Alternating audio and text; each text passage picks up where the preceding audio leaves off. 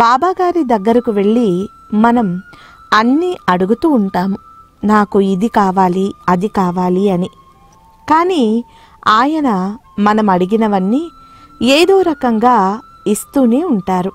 నిజంగా మనకు అది అర్హత లేనప్పటికీ, అవకాశము మనకి లేనప్పటికీ కొన్ని కోరికలు బాబాగారిని అడుగుతూ ఉంటాము. ఆ సమయంలో అది మనకు ఇస్తే మనకు చెడు జరగవచ్చు. దాన్ని కొద్ది కాలం వాయిదా వేసి మనకు ఎప్పుడైతే అది అనుభవించే స్థితి వస్తుందో అప్పుడే అది ఇస్తారు. కానీ అప్పటి వరకు మనం ఓపిక పట్టము. బాబాను రకరకాలుగా అడుగుతూనే ఉంటాము. కానీ ఆయన ఏదో ఒకనాడు మనం అడిగింది మనం అనుభవించే స్థితి మనకు వచ్చినప్పుడు మనకు ఖచ్చితంగా ఇస్తారు. బాబాగారు చాలా సందర్భాలలో చెప్పారు, నా భక్తులు అడిగినవన్నీ నేను ఇస్తూనే ఉంటాను. ఎప్పటి వరకు అంటే నేను ఇవ్వదలుచుకున్నది వాడు అడిగే వరకు. నిజంగా ఆయన ఏమి ఇవ్వదలుచుకున్నారో మనకు తెలియదు. నిజంగా భగవంతుని దగ్గర కోరిక కోరుకోవడానికి కూడా మనకు అదృష్టం ఉండాలి అంటారు. మనం రకరకాల కోరికలు కోరుతూ ఉంటాము. కానీ భగవంతుడు నిజంగా మనకి ఏమి ఇవ్వదలుచుకున్నాడో మనకు తెలియదు. అటువంటప్పుడు బాబా ఇచ్చేది ఎంత గొప్పగా ఉంటుందో మనందరము ఆలోచించాలి. నా భక్తులు కోరేవన్నీ నేను ఇస్తూనే ఉంటాను, వారు నేను ఇవ్వాల్సింది అడిగే వరకు. ఈ మాటను అందరూ గుర్తు పెట్టుకోవాలి. బాబాగారు మనకు ఏమి ఇవ్వదలుచుకున్నారో నిజంగా అది అత్యద్భుతంగా ఉంటుంది. మరి మనకు అది ఎలా తెలియాలి, ఎలా తెలుస్తుంది అంటే, నాకు ఏది అవసరమో అది సాయికి తెలుసు అనుకున్నప్పుడు నిజంగా ఆయన ఇవ్వదలుచుకుంది అప్పుడు ఇస్తారు.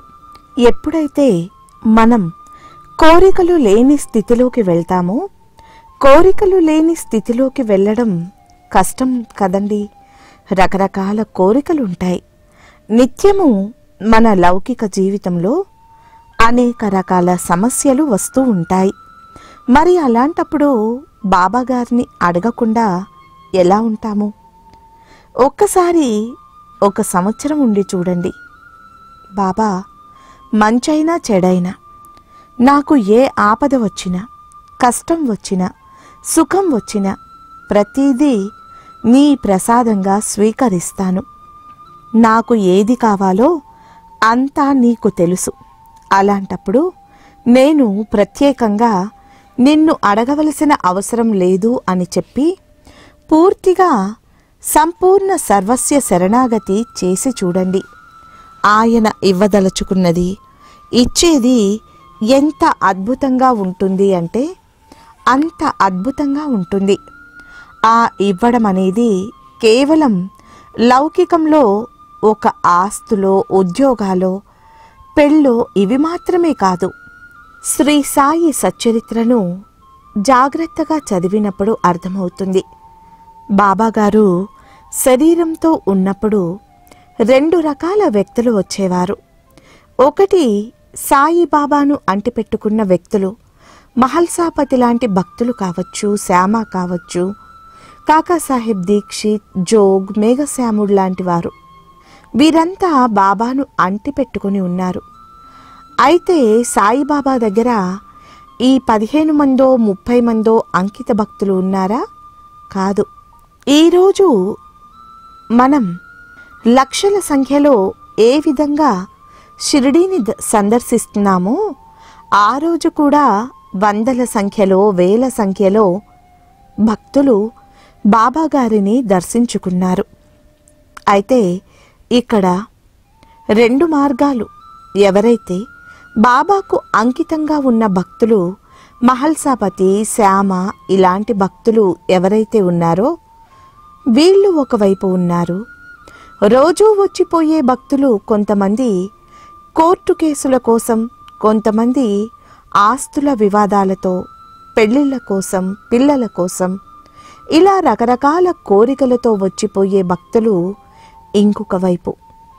కేవలం ఈ కలియుగంలో మానవ రూపంలో వెలిసిన భగవంతుడు సద్గురువుని అంటిపెట్టుకుని ఉంటే చాలు, ఆయనను అలా చూస్తూ ఆ మసీదులో కూర్చుంటే చాలు అనుకునే భక్తులు ఉండేవారు. అయితే ఇక్కడ మళ్ళీ చూడండి, ఎవరైతే బాబాను అంటిపెట్టుకుని మాకు ఒక సద్గురువు ఆశ్రయం ఉంటే చాలు, ఆయన్ని చూస్తూ ఉంటే చాలు, ఆయన సాన్నిధ్యంలో మేము ఉంటే చాలు అనుకునే భక్తులకు ఎన్ని రకాల పరీక్షలు పెట్టారో తెలుసా? బాబాగారు మహల్సాపతి జీవితం మనందరికీ తెలుసు, దీక్షిత్ గారి జీవితం మనందరికీ తెలుసు. దీక్షిత్ గారు ముంబైలో పెద్ద సొలిసిటర్. అటువంటి వాడు మొత్తం తన ప్రాక్టీసును వదిలిపెట్టి వచ్చి కేవలం ఆ పరబ్రహ్మ సాన్నిధ్యంలో ఉంటే చాలు అనుకునేవాడు. మహల్సాపతి బాబాతో అంత సన్నిహితంగా ఉన్నా ఏ రోజు కూడా బాబా దగ్గర నుంచి దక్షిణలోంచి ఒక్క రూపాయి తీసుకోలేదు. అలాగే శ్యామ కూడా. శ్యామకు బాబాతో ఎంతో చనువు. అయినా శ్యామ ఏ రోజు డబ్బు ఆశించలేదు. నూల్కర్, బాలెబాటే ఇటువంటి వాళ్ళందరూ ఉద్యోగాలు వదిలివేసి నానాసాహెబ్ నిమోన్కర్ వీరంతా పూర్తిగా బాబా సేవలో నిమగ్నమై ఉన్నారు. రోజు వందల వేల సంఖ్యలో వచ్చిన భక్తులు కోరినవన్నీ బాబాగారు తీర్చారు. బాబాను అంటిపెట్టుకుని ఉన్న భక్తులకు నిజంగా బాబా ఇచ్చింది ఏమీ లేదు.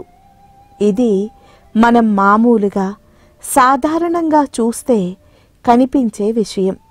అంకిత భక్తులకు సాయి ఇచ్చింది మనకెవ్వరికీ అర్థం కానటువంటిది.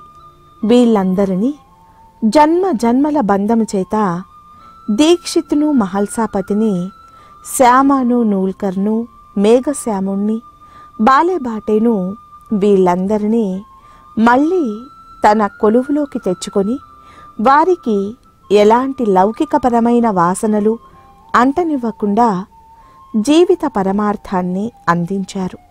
ఆ పైవాడు నాకు అప్పగించిన పైసలను చాలా భద్రంగా నేను చూసుకోవాలి అని వీళ్ళంతా నాకు దేవుడు అప్పగించిన పైసలని చెప్పేవారు. అంటే వాళ్లకు లౌకికపరమైన వాసనలు ఈ జన్మలో అంటకుండా చేసి వాళ్లకు జన్మరాహిత్యాన్ని ఇచ్చారు. తనతో పాటు తన కొలువులో శాశ్వతంగా ఉండిపోయేలా వీళ్ళందరినీ చేశారు. అంటే సాయిబాబా మార్గంలో అంతర్గతంగా మళ్ళీ 2 మార్గాలు. మనం ఈ 2 మార్గాలలో ఏ మార్గంలో పోయినా బాబా తన ఒడిలోకి తీసుకుంటారు. మనం లౌకికపరమైన కోరికలతో బాబా దగ్గరకు వెళ్ళి బాబా కృప కావాలి అనుకుంటే విస్తృతంగా బాబా మనపైన కృప కురిపిస్తారు. లేదు, ఈ జన్మలో నాకు సద్గురు సాన్నిధ్యం దొరికింది, నేను నా జీవితమంతా కూడా ఆయనకు అప్పగిస్తున్నాను, నా కళ్యాలను ఆయనకు అప్పగిస్తున్నాను, ఆయన ఉంచిన స్థితిలో నేను ఉంటాను అనుకునే వాళ్లకు బ్రహ్మానందం సాయిబాబా మార్గంలో దొరుకుతుంది.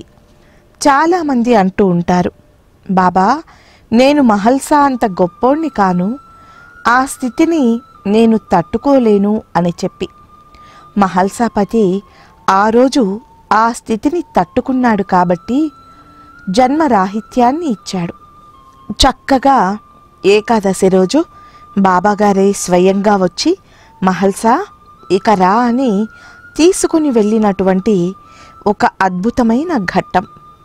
కాకాను నేను విమానంలో తీసుకుని వెళ్తాను అన్నారు. రైల్లో హేమాడ్ పద్ధతితో బాబా లీలలు మాట్లాడుతూ చాలా సునాయాస మరణాన్ని కాకాసాహెబ్ దీక్షిత్ పొందారు. ఇలా బాబాకు మన కళ్యాలను అప్పగిస్తే మనం కేవలం టెంపరరీ మార్గం కాదు, శాశ్వతమైన సాయిబాబా మార్గంలో వెళ్ళటానికి ఒక చక్కని పంథా ఉంది. ఆ పంథా ఏమిటంటే, బాబా, నా జీవితమంతా కూడా నీ చేతిలో ఉంది. మంచైనా చెడైనా నువ్వు నడిపించే మార్గంలో నాకు ఏదైనా సంతోషమే. ప్రతి క్షణం నా బాధ్యతను నువ్వు తీసుకో. నాకు ఏది కావాలో అది నువ్వే నాకు అందజెయ్యి అని చెప్పి మన కళ్యాలను పూర్తిగా బాబాకు అప్పగించినప్పుడు బాబా దగ్గర అన్నీ దొరుకుతాయి. దాసగను మహారాజు గారినే తీసుకుందాం. ఆయన ఒక పోలీస్ కానిస్టేబుల్గానే ఉండి ఉంటే ఒక హెడ్ కానిస్టేబుల్ అయి అక్కడి నుంచి సబ్ ఇన్స్పెక్టర్ అయి తర్వాత ఇన్స్పెక్టర్ అయి ఉండేవారు.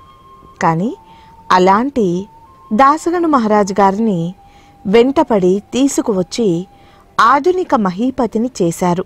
ఎంత అద్భుతమైన కీర్తనాకారుడిగా ఈరోజు మనందరికీ తెలుసు. అంతేకాదు, ఈరోజు దాసగను మహారాజు గారి కీర్తి అక్కడితో పోలేదు.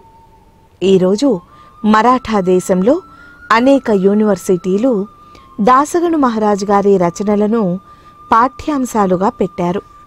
వారు రాసిన అనేక గ్రంథాలను పాఠ్యాంశాలలో చేర్చారు.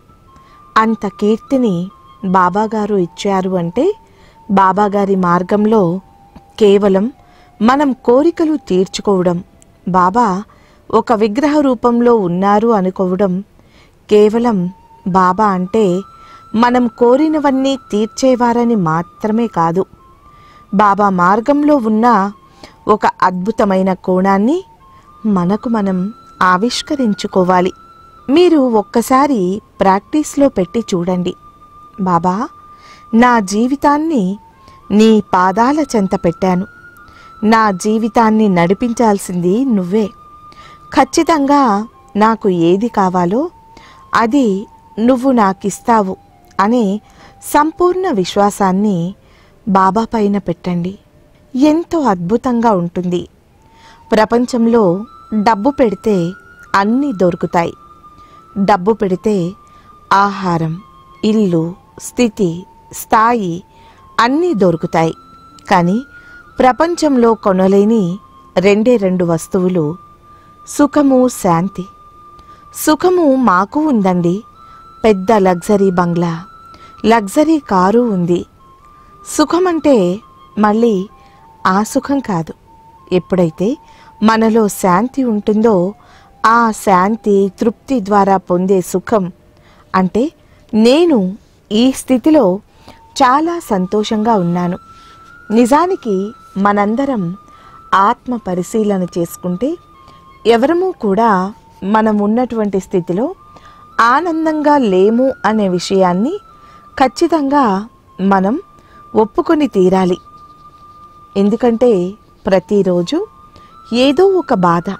అది ఏ బాధ అంటే 99% మనకు మనం కొని తెచ్చుకుంటున్న బాధలు. ఎప్పుడూ పక్కవాళ్లతో పోల్చుకోవడం, ఉన్న స్థితి కంటే ఇంకొంచెం ఒక మెట్టు నేను జీవితంలో ఎదగాలి, నా స్థాయి ఇంకో మెట్టు నేను పెంచుకోవాలి అనేది ఉంటుంది చూసారా. అది మన స్థాయి పెరగాలన్నా, మనం ఒక మెట్టు ఎక్కాలన్నా మనం ప్రయత్నం చేస్తే అనేక ప్రయాసలు పడతాము. కానీ దానికి భగవంతుని కృప ఉంటే సునాయాసంగా లక్ష్యం చేరుకుంటాము. ఈ సంవత్సరం నేను ఒక 4 లక్షల రూపాయలు సంపాదిస్తే వచ్చే సంవత్సరం ఇంకా 1 లక్ష అదనంగా సంపాదించాలి అనే పరుగు ఉంది చూసారా. ఆ పరుగులో సుఖం లేదు, శాంతి లేదు. ఎప్పుడూ కూడా మన మనస్సంతా దాని చుట్టూనే తిరుగుతూ ఉంటుంది. నాకు వచ్చే ఆదాయంతో నేను తృప్తిగా ఉన్నాను. నాకు ఇవ్వదలుచుకుంటే భగవంతుడు ఖచ్చితంగా ఆయనే నా స్థాయిని పెంచగలుగుతాడు అనే స్థితికి మనం రాగలిగితే, ఆ ఆలోచన విధానానికి మనం రాగలిగితే శాంతి సౌఖ్యాలు వెల్లివిరుస్తాయి. ఎందుకంటే మనం నోరు తెరిచి కోరితేనే ఆయన అన్నీ చేస్తున్నాడు. మనం నోరు తెరవకుండా బాబా నా పూర్తి బాధ్యత నీది అని ఆయన మీద మనం విశ్వాసాన్ని ఉంచినప్పుడు, ఆయన్ను సర్వస్య శరణాగతి కోరినప్పుడు ఖచ్చితంగా శాంతి, ఉన్నత సౌఖ్యాలను మనకు ఆయన ప్రసాదిస్తారు. చాలామంది ఈ అనుభవాన్ని పొంది ఉన్నారు. ఇది లౌకికంగా కూడా జరుగుతుంది. లౌకికపరమైన జీవితం బాధ్యత కూడా బాబా తీసుకుంటారు. లౌకిక జీవితంలో మనకు ముఖ్యంగా ఏమి కోరికలుంటాయి? కుటుంబము, ఉద్యోగము, లేకపోతే వ్యాపారము, పిల్లలు, ఇవే కదా. ఇవన్నీ కూడా బాబా గారికి మనం అప్పగిస్తే, బాబా నువ్వు ఎలా నడిపిస్తే నేను అలా ఉంటాను, నువ్వు ఏ స్థితిలో ఉంచితే నేను ఆ స్థితిలో ఉంటాను, ఇలా అని చెప్పి మనం బాబాకు సర్వస్య శరణాగతి చేసిన తర్వాత అదే స్టేబుల్గా ఉంటామా అంటే ఉండము. ఈ క్రమంలో బాబా 1-2 పరీక్షలు పెడతారు. ఆ పరీక్షలకు తట్టుకొని నువ్వు నిలబడినప్పుడు ఖచ్చితంగా అప్పుడు బాబా నిన్ను విశ్వసిస్తారు. మనం బాబాను విశ్వసిస్తున్నామని చెబుతాము, కానీ వారు కూడా మనల్ని విశ్వసించాలి కదా. వీడు నిజంగా చిన్న సమస్య వస్తే ఉంటాడా, పక్కకు జరుగుతాడా? నాకు సర్వస్య శరణాగతి చేశాడు కదా, ఉంటాడా, పక్కకు జరుగుతాడా అని బాబా 2-3 పరీక్షలు పెడతారు. ఆ పరీక్షలకు తట్టుకొని నిలబడితే ఇంకా జీవితంలో మనం వెనక్కు తిరిగి చూసుకునే అవసరం ఉండదు. అలా ఉంటుంది సాయిబాబా మార్గం. అందులోని అనేక రకమైన విషయాలు మనం వాటిని అవగాహన చేసుకోవడం, మన జీవితాలకు అన్వయించుకోవడం, ఇలా సాయిబాబా మార్గంలో ప్రతి విషయము అమూల్యమైనదే.